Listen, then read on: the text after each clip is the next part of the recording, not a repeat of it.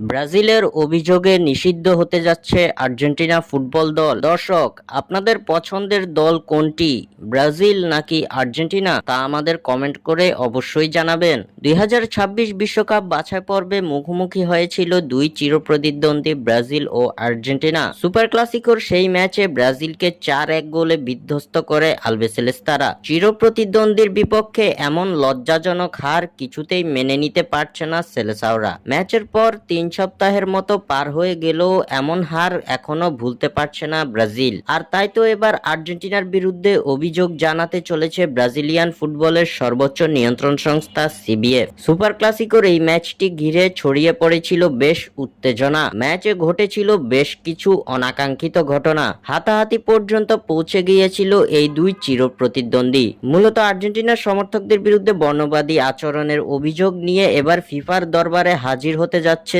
CBF. Argentine ফুটবলের বিশ্বস্ত সংবাদ মাধ্যম টিওয়াইসি স্পোর্টস তাদের এক প্রতিবেদনে এমন তথ্য জানায়।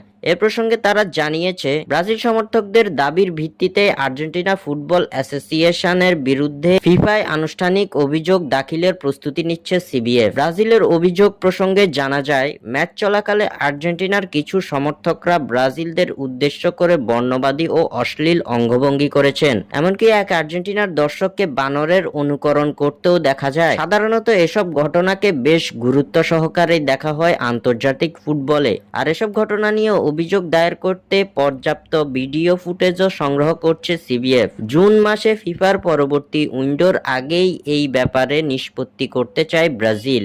অভিযোগের সত্যতা প্রমাণ হলে বিশ্ব চ্যাম্পিয়ন আর্জেন্টিনা দলকে ফিফার নিষেধাজ্ঞার মুখে পড়তে হতে পারে। স্বাক্ষর থেকে সাদবিন ইসলাম।